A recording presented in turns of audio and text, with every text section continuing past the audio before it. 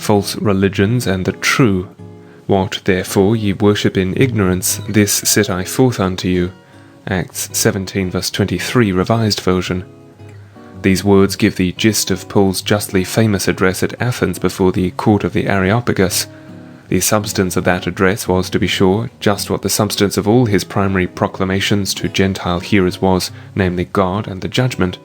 The necessities of the case compelled him to approach the heathen along the avenue of an awakened conscience. They had not been prepared for the preaching of Jesus by a training under the Old Covenant, and no appeals to prophecy and its fulfillment could be made to them. God and the judgment necessarily constituted, therefore, the staple of his proclamation to them, and so typical an instance as this address to the Areopagus could not fail to exhibit the characteristics of its class with a special purity. Nevertheless, the peculiar circumstances in which it was delivered have imprinted on this address also a particular character of its own. Paul spoke it under a specially poignant sense of the depths of heathen ignorance and of the greatness of heathen need. The whole address palpitates with his profound feeling of the darkness in which the heathen world is immersed, and his eager longing to communicate to it the light entrusted to his care. All that goes before the words selected for the text and all that comes after serve but to enhance their great declaration, build for it, as it were, but a lofty platform upon which it is raised to fix the gaze of men. Out of it all, Paul fairly shouts this one essential message to the whole unbelieving world. What therefore ye worship in ignorance, this set I forth unto you. Let us consider for a little while the circumstances in which the address was delivered. Summoned by a supernatural vision, Paul had crossed the sea and brought the gospel into Europe. Landing in Macedonia, he had preached in its chief cities, meeting on the one hand with great acceptance and arousing on the other the intensest opposition. He had been driven from city to city until the brethren had at last fled from him to the sea, and hurrying him upon a ship had conveyed him far to the south and at last landed him at Athens. There they left him, alone but in safety, and returned to Macedonia to send his companions to him. Meanwhile, Paul awaited their coming at Athens. Athens, mother of wisdom, mistress of art, but famous perhaps above all its wisdom and above all its art for the intensity of its devotion to the gods. Paul had had a missionary's experience with idolatry in its grosser and more refined forms alike. He had been forced into contact with it throughout his Asian work. Even so, Athens seems to have been a revelation to him, a revelation which brought him nothing less than a shock. Here he was literally in the thick of it. No other nation was so given over to idolatry as the Athenians. One writer tells us that it was easier to find a god in populous Athens than a man. Another, scarcely exaggerating, declares that the whole city was one great altar, one great sacrifice, one great votive offering. The place seemed to Paul studded with idols, and the sight of it all brought him a paroxysm of grief and concern. He was in Athens, as it were, in hiding, but he could not keep silence. He went to the synagogue on the Sabbath and there preached to the Jews, and those devout inquirers who were accustomed to visit the synagogues of the Jews in every city. But this did not satisfy his aroused zeal. He went also to the marketplace, that agora which the public teachers of the city had been wont to frequent for the propagation of their views, and there, like them, every day he argued with all whom he chanced to meet. Among these he very naturally encountered certain adherents of the types of philosophy then dominant, the Epicurean and Stoic, and in conflict with them he began to attract attention. He was preaching, as was his wont, Jesus and the resurrection, doubtless much as he preached them in his recorded address, to which all this led up. Some turned with light contempt away from him and called him a mere smatterer. Others, with perhaps no less contempt, nevertheless took him more seriously and anxiously asked if he were not a proclaimer of alien divinities. This was an offence in Athens, and so they brought him to the Areopagus. He was not formally arraigned for trial. There was only set on foot something like a preliminary official inquiry, and the question put to him is oddly compounded of courteous suggestion and authoritative demand. They said, "May we be allowed to know what this new teaching is that is talked of by thee? For thou dost bring certain strange things to our ears, and it is our wish to know what these things may be. The hand is gloved, but you see the iron showing through.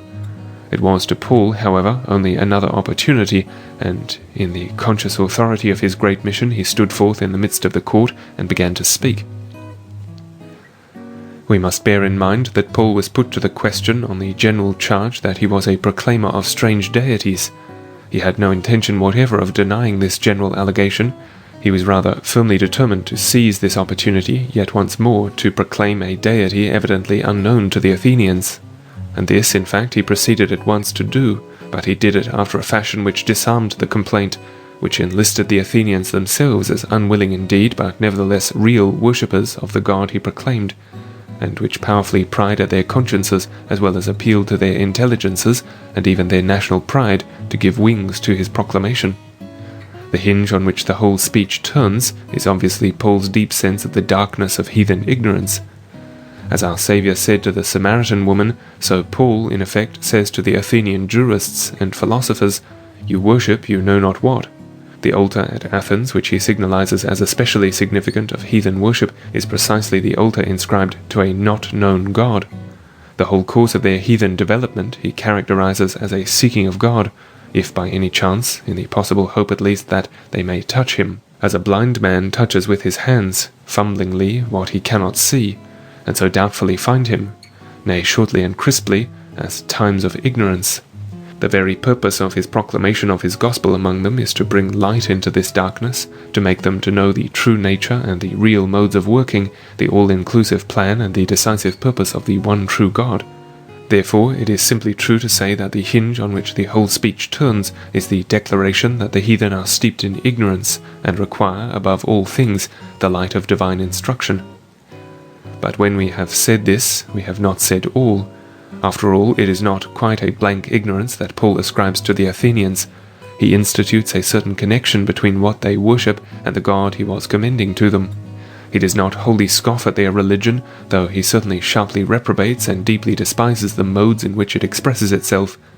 He does not entirely condemn their worship even of a not-known God. He rather makes it a point of attachment for proclaiming the higher worship of the known God of heaven and earth, which he is recommending to them. There is, in a word, a certain amount of recognition accorded by him to their religious feelings and aspirations. It is accordingly not all a scoff when he tells them that he perceives that they are apparently very religious. The word he employs is no doubt sometimes used in a bad sense, and accordingly is frequently translated here by the ill-savoured word superstitious.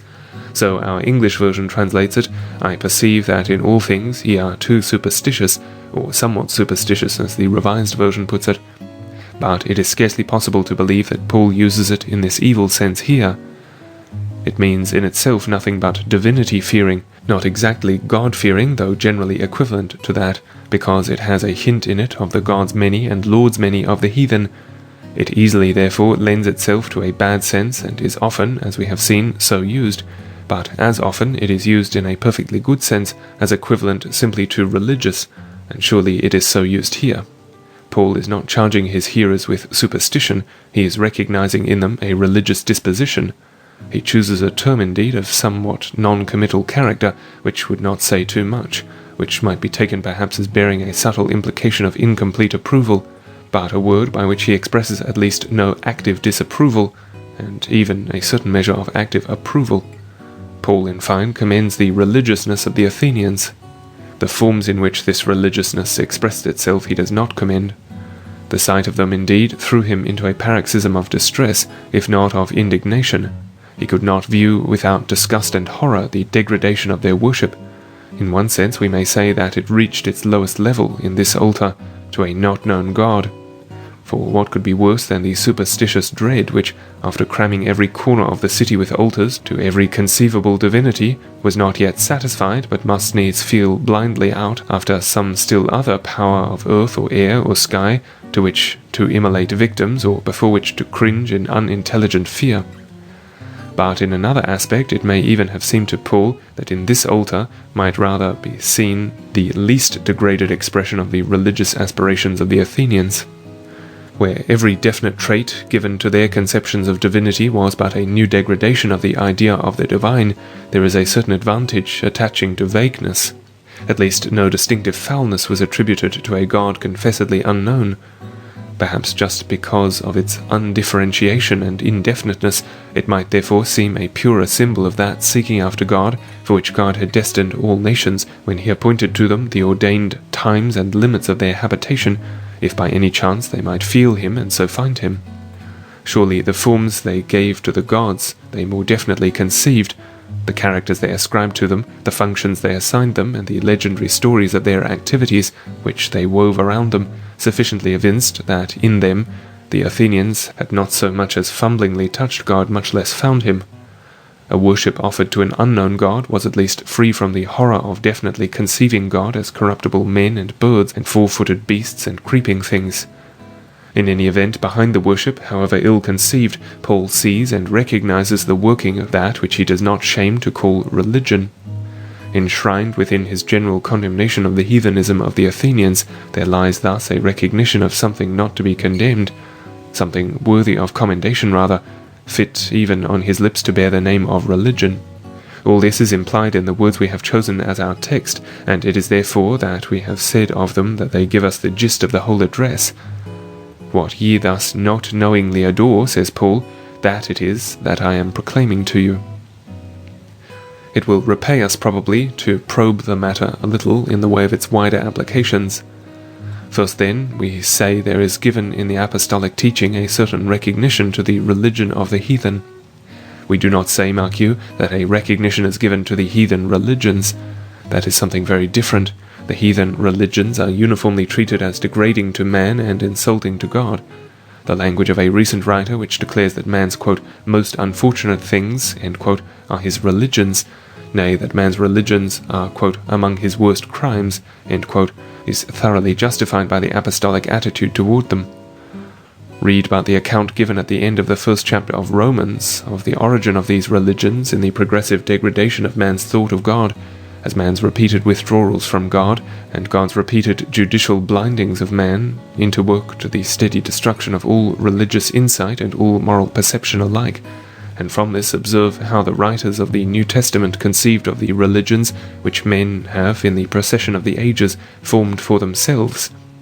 Nor is it to be imagined that only the more degraded of the popular superstitions were in the Apostle's mind when he painted this dreadful picture of the fruits of human religious thinking. In an almost contemporary epistle, he calmly passes his similar judgment on all the philosophies of the world. Not by all its wisdom, he tells us, has the world come to know God, but in these higher elaborations also, becoming vain in its imaginations, its foolish heart has only become darkened. In a somewhat later epistle, he sums up his terrible estimate of the religious condition of the Gentiles in that dreadful declaration that they walk in the vanity of their mind, being darkened in their understanding, alienated from the life of God because of the ignorance that is in them, because of the hardening of their heart. This is what the apostle thought, not of some heathen, but of heathen as such in their religious life, not of the degraded bushmen of Australia or Africa or New Guinea, but of the philosophic minds of Greece and Rome in the palmiest days of their intellectual development and ethical and aesthetic culture, of the Socrateses and Platos and Aristotles and Epictetuses and Marcus Aureliuses of that ancient world, who some would have us look upon as so fully to have found God, as veritably to have taken heaven by storm, and to have entered it by force of its own attainments. To him it was, on the contrary, in his briefest phrase, without hope and without God. Nevertheless, alongside of, and in the very midst of this sweeping and unmitigated condemnation of the total religious manifestation of heathendom, there exists an equally constant and distinct recognition of the reality and value of religion, even among the heathen. It does not seem ever to have occurred to the writers of the New Testament to doubt that religion is as universal as intelligence itself, or to question the reality or value of this universal religiousness. To them, man as such appears to be esteemed no more a reasonable creature than a religious animal, and they appeal to his religious instinct and build upon it expectations of a response in their appeal, with the same confidence which they show when they make their appeal to his logical faculty. They apparently no more expect to find a man without religion than they expect to find a man without understanding, and they seem to attach the same fundamental value to his inherent religiousness as to his inherent rationality. In this, the passage that is more particularly before us today is thoroughly representative of the whole New Testament. Paul, it is seen at once, does not here in any way question the fact that the Athenians are religious, any more than he questions that they are human beings. He notes rather with satisfaction that they are very especially religious. I perceive that ye are, in all things, exceedingly divinity-fearing. There is a note of commendation in that which is unmistakable. Nor does he betray any impulse to denounce their religious sentiment as intrinsically evil. On the contrary, he takes it frankly as the basis of his appeal to them. In effect, he essays merely to direct and guide its functioning, and in so doing recognizes it as the foundation of all the religious life which he would, as the teacher of Christianity to them, fain see developed in and by them. In the same spirit he always deals with what we may call the inherent religiousness of humanity. Man, as such, in his view, is truly and fundamentally religious. Now this frank recognition, or we might better say this emphatic assertion of the inherent religiousness of humanity, constitutes a fact of the first importance in the biblical revelation. It puts the seal of divine revelation on the great fundamental doctrine that there exists in man a notitia Dei insita, a natural knowledge of God which man can no more escape than he can escape from his own humanity. Endowed with an ineradicable sense of dependence and of responsibility, man knows that other on which he depends and to whom he is responsible in the very same act by which he knows himself.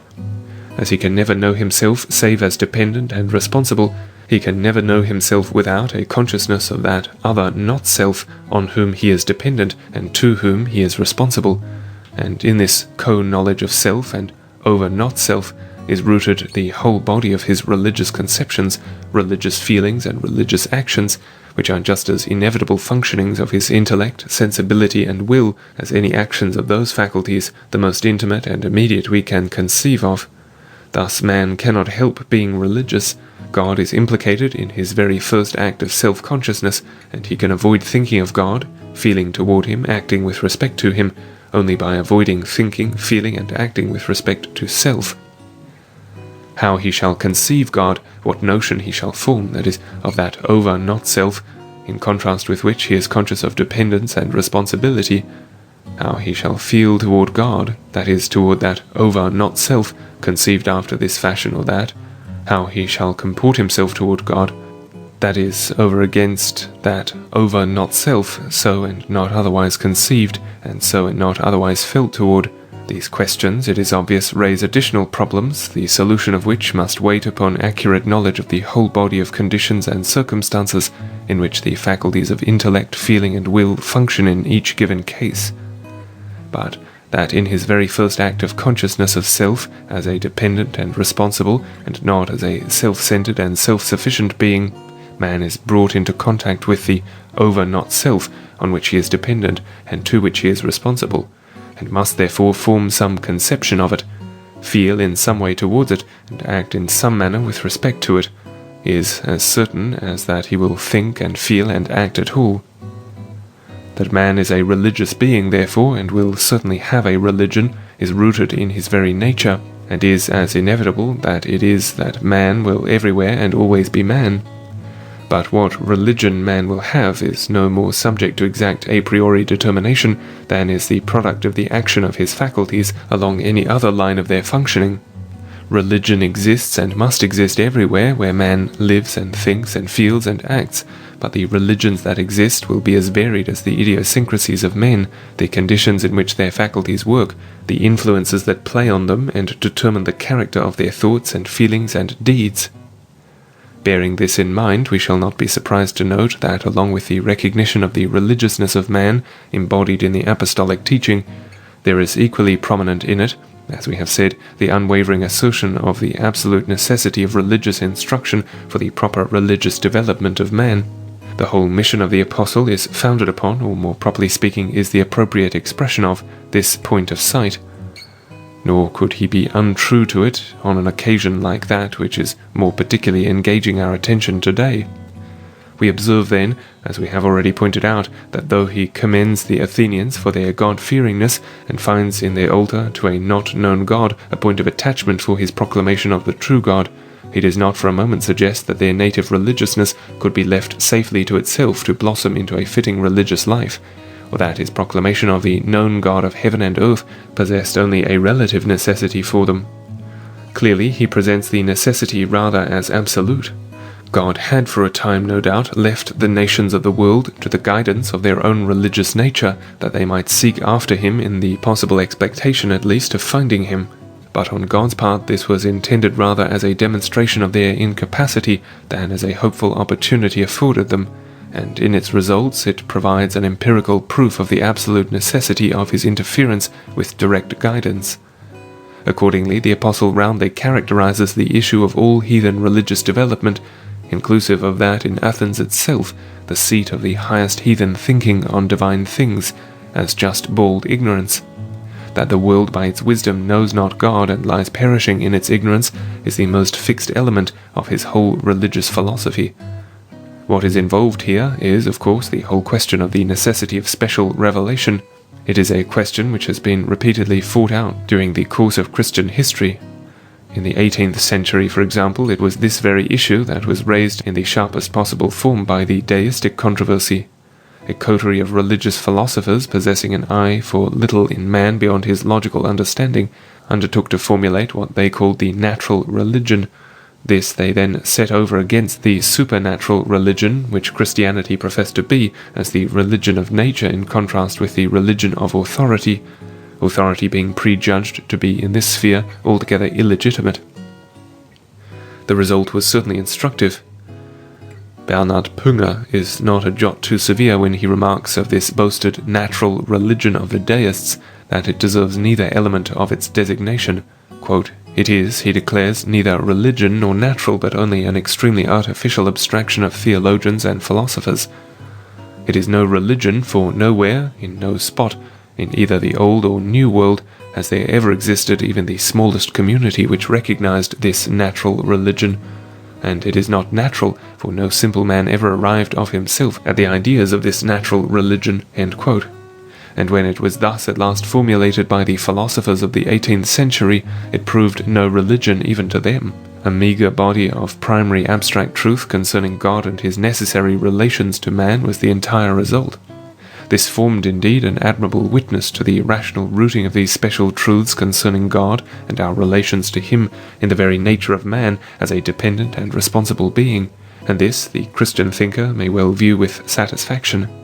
It may be taken as supplying him also with a demonstration, once for all, that an adequate body of religious truth can never be obtained by the artificial process of abstracting from all the religions of the world the elements held in common by them all, and labelling this natural religion. Neither in religion nor in any other sphere of life can the maxim be safely adopted that the least well-endowed member of a coterie shall be crowned king over all. Yet obviously that is the result of proceeding by what is called the consensus method in seeking a norm of religious truth. Taught wisdom by experience like this, our more modern world has found a new method of ridding itself of the necessity of revelation. The way was pointed out to it by no less a genius than Friedrich Schleiermacher himself, led no doubt by the laudable motive of seeking a place for religion unassailable on the shallow ground of intellectualistic criticism. He relegated it, in its origin, exclusively to the region of feeling. In essence, he said, religion is the immediate feeling of absolute dependence. He calls it an immediate feeling, or an immediate self-consciousness, just in order to eliminate from it every intellectual element. That is to say, he wishes to distinguish between two forms of self-consciousness or feeling, the one mediated by the perception of an object, and the other not so mediated, but consisting in an immediate and direct sensation, abstracted from every intellectual representation or idea. In this latter class of feelings, he places that feeling of absolute dependence with which he identifies religion. Religion, therefore, it is argued, is entirely independent of every intellectual conception. It is rooted in a pure feeling or immediate consciousness which enters into and affects all of our intellectual exercises, but is itself absolutely independent of them all, and persists the same through whatever intellectual conceptions we may form of the object of our worship, or through whatever actions we may judge appropriate to the service of that object, thus or otherwise conceived.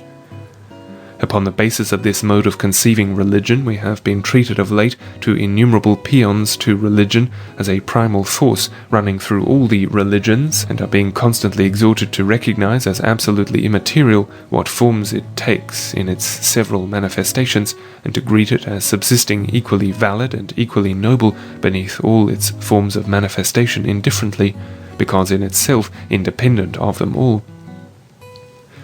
It is thus only the common cry that echoes all around us, which Pere Hyacinth repeats in his passionate declaration, quote, "It is not true that all religions are false, except one only," end quote.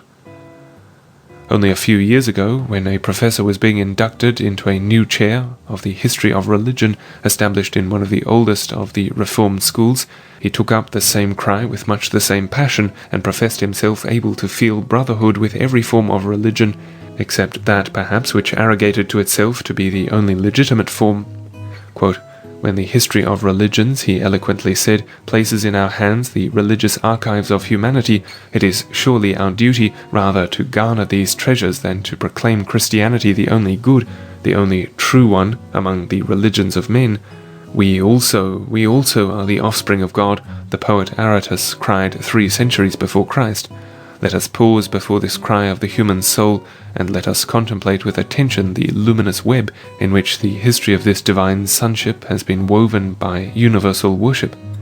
When we have opened with the same respect which we demand for our own the sacred books of other peoples, when we have observed them clinging, as to their most holy possessions, to their sublime traditions in which are enshrined the mother thoughts of all true religion, lavishing their genius in exalting them, sacrificing their fortunes in defending them, exiling themselves to the most distant lands, and sinking into the burning sands in propagating them, accepting death itself in order to preserve them, our hearts, moved with surprise and brotherly sympathy, will repudiate forever the Pharisaic pride which treats as heathen or as uncircumcised all God's creatures which are without the sacred pale of the elect." End quote. Quote, "Men of all nations," he tells us, "and of all tongues, whether savage or civilized, whether ignorant or instructed, whether Parsi or Christian, though God may have been revealed to them diversely, though they may be looking up to him through variously colored glasses, are yet all looking, nevertheless, up to the same God, by whatever liturgical name he may be known to them, and it is to him that all their prayers alike are ascending. And to all of them," he adds, "I feel myself a brother, except to the hypocrite." End quote. Quote, "No one," he concludes, "who has ever felt echoing in his heart the murmur of this universal worship will ever be able to return to the sectarian apologetics with which the unhappiness of the times inspired the Jews after the exile, and which from Judaism has passed into the Church of Christ." End quote. I have not thus adverted to this eloquent address because it is especially extreme in its assertions. It is not. Rather, let it be said, it enunciates with unusual balance and moderation views common to a large part of the modern world. It is on this very account that I have adduced its presentation of this very widespread conception, because it affords us a very favourable opportunity to observe it at its best, touched with fervour and announced with winning eloquence of speech. Even in it, however, we may perceive the portentous results to which the whole conception of religion as an immediate feeling may take us, nay, must inevitably carry us. If what it tells us be true, it obviously is of no importance whatever with what conceptions religion may be connected. So only the religious sentiment be present, all that enters into the essence of religion is there, and one may call himself Brahmin, or Mohammedan, Parsi, or Christian, and may see God through whatever spectacles, and name him by whatever designation he will, and yet be and remain alike, and alike validly religious. We may justly look upon this inevitable result of the identification of religion with an immediate feeling as its sufficient refutation. In no event could it be thought difficult, however, to exhibit the untenability of this entire conception. We should probably only need to ask, how could an abstract feeling of dependence with no implication whatever of the object on which the dependence leans possess any distinctively religious quality whatever? It would appear too clear to require arguing that the whole religious quality of a feeling of dependence, recognized as religious, must be derived necessarily from the nature of the object depended upon, viz. God, If we conceive that object as something other than God, then the feeling of dependence ceases to be in any intelligible sense religious. It is assuredly only on God that a specifically religious feeling can rest.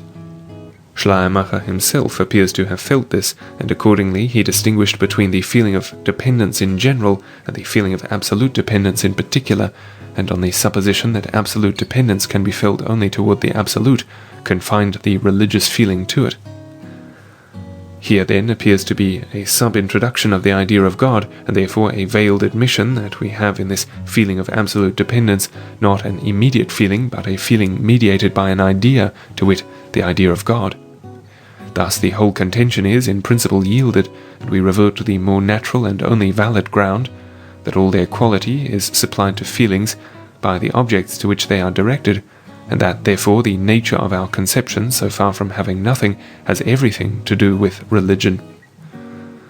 I recall with great vividness of memory a striking picture I once saw, painted by that weird Russo-German genius, Sascha Schneider, in order to illustrate religion conceived as the feeling of absolute dependence, and at the same time to express the artist's repugnance to it and scorn of it.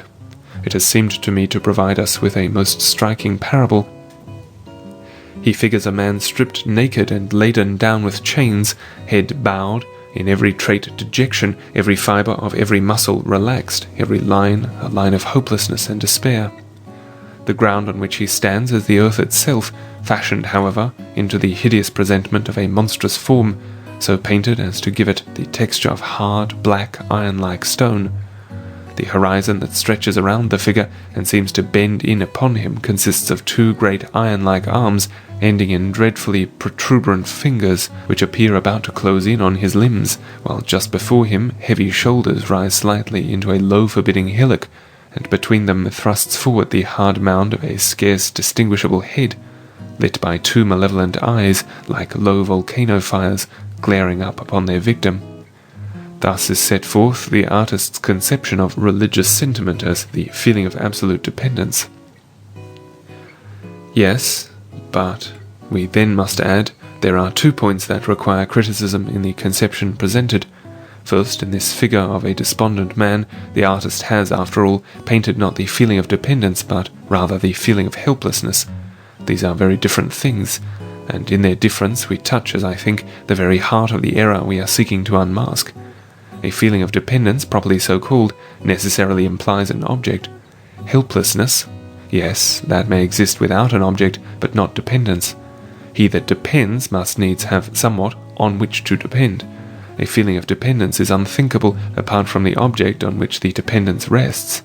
In picturing for us abject helplessness, then, the artist has not at all pictured for us dependence. The former is passive, the latter is active, and the abjectness that belongs to the one is not at all inherent in the other. Secondly, even so, the artist has not been able to get along without an object. He has painted this dejected man. There he stands before us, the very picture of helplessness, but the artistic scene is not satisfied, and so he throws around him these hideous encircling arms. He sets upon him this baleful gaze. He must suggest, after all, an object towards which the feeling of dependence he is endeavouring to depict turns. But why this hideous object? Only to justify the abjectness of the figure he has painted.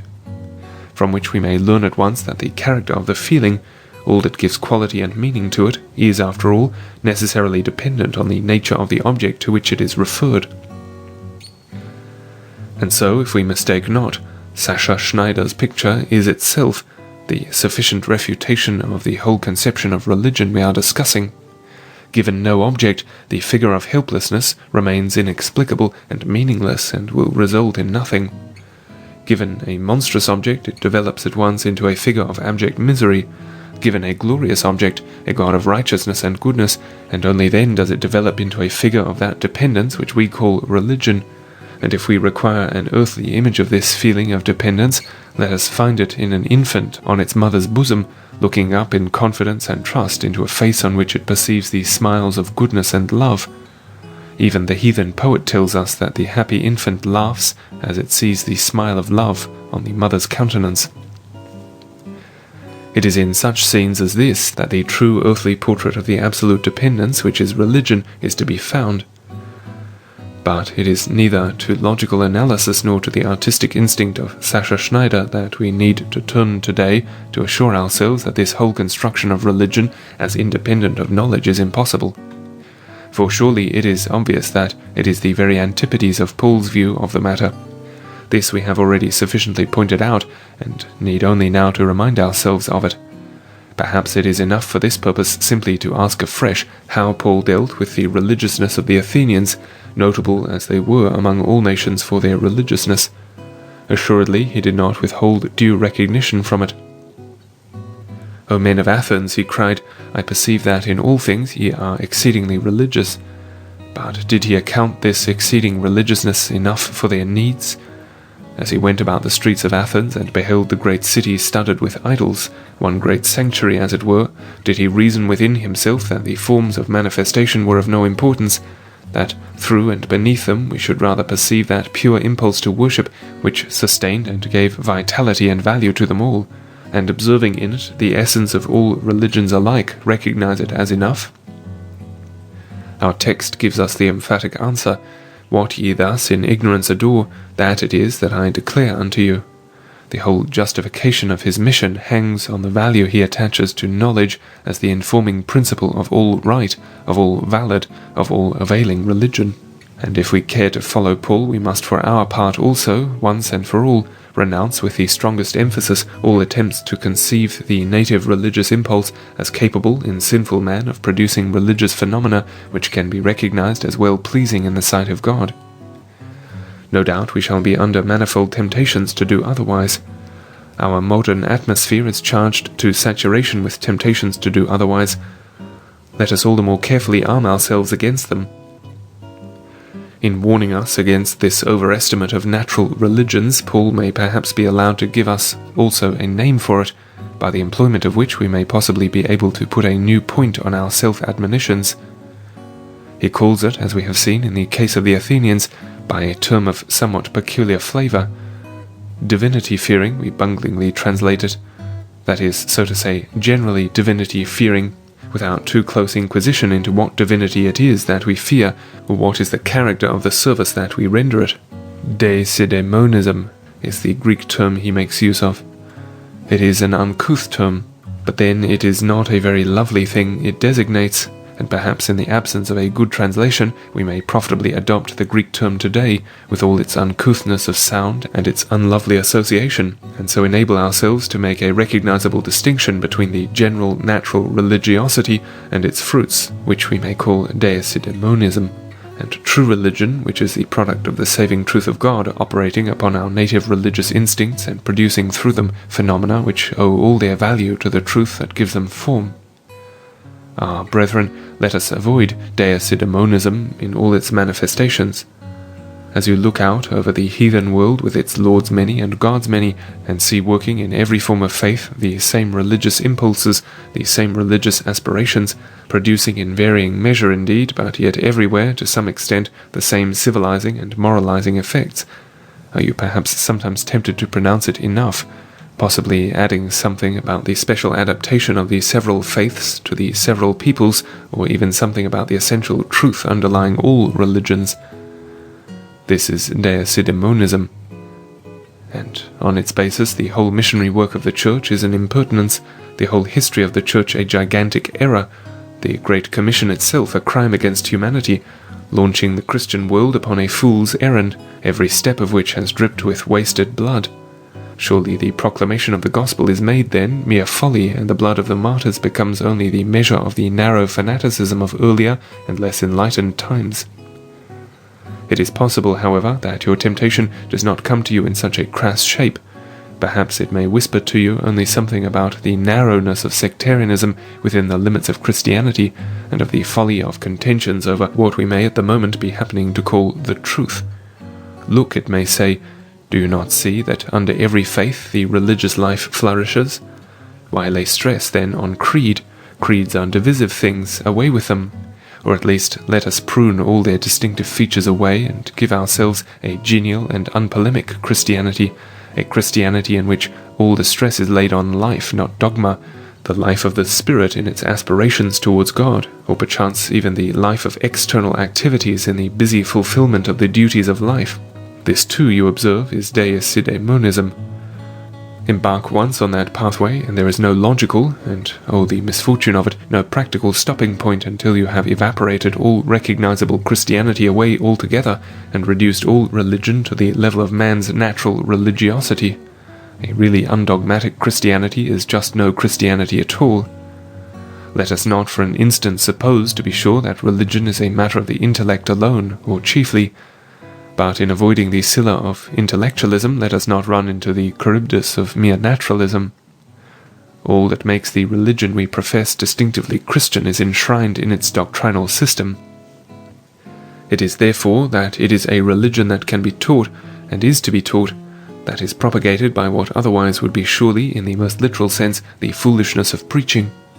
Mere knowledge, indeed, does not edify, it only puffs up, but neither without knowledge can there be any edification, and the purer the knowledge that is propagated by any church, the purer, the deeper, the more vital, and the more vitalizing will be the Christianity that is built up under that church's teaching. Let us renounce then in this sphere too all deisidemonism, and demand that our church shall be the church of a creed, and that the creed shall be the pure truth of God, all of it and nothing but it. Only so can we be truly, purely, and vitally Christian. And what shall we say of deisidemonism in the personal religious life? Ah, brethren, there is where its temptations are the most subtle and its assaults the most destructive. How easy it is to mistake the currents of mere natural religious feeling that flow up and down in the soul for signs that it is well with us in the sight of God. Happy the man who is born with a deep and sensitive religious nature. But shall that purely natural endowment save him? There are many who have cried, Lord, Lord, who shall never enter into the kingdom of heaven. Not because you are sensitive and easily moved to devotion, not because your sense of divine things are profound or lofty, not because you are like the Athenians, by nature divinity-fearing, but because when the word of the Lord is brought to you, and Jesus Christ is revealed in your soul under the prevailing influence of the Holy Ghost, you embrace him with a hearty faith, cast yourself upon his almighty grace for salvation, and turning from your sins, enter into a life of obedience to him. Can you judge yourself a Christian? Religious you may be, and deeply religious, and yet not a Christian. How instructive that when Paul himself preached in deisidemonistic Athens, where religiosity ran riot, no church seems to have been founded. We have only the meagre result recorded that there were some men that clave unto him and believed, among whom also was Dionysius the Areopagite, and a woman named Damaris, and others along with them. The natively religious are not therefore nearer to the kingdom of God. But thank God the contrary is also true. Those who have no special native religious endowments are not therefore excluded from the kingdom of God. We may rightly bewail our coldness, we may rightly blame ourselves that there is so little response in our hearts to the sight of the glory of God in the face of Jesus Christ, or even to the manifestation of his unspeakable love in the death of his Son. O wretched men that we are to see that bleeding love, and not be set on fire with a flame of devotion! But we may be all the more thankful that it is not in our frames and feelings that we are to put our trust. Let us abase ourselves that we so little respond to these great spectacles of the everlasting and unspeakable love of God. But let us ever remember that it is on the love of God and not on our appreciation of it that we are to build our confidence. Jesus our priest and our sacrifice, let us keep our eyes set on him. And though our poor sinful hearts so little know how to yield to that great spectacle the homage of a suitable response, his blood will yet avail even for us. Nothing in my hand I bring, simply to thy cross I cling. Here, and let us bless God for it, here is the essence of Christianity. It is all of God, and nothing of ourselves.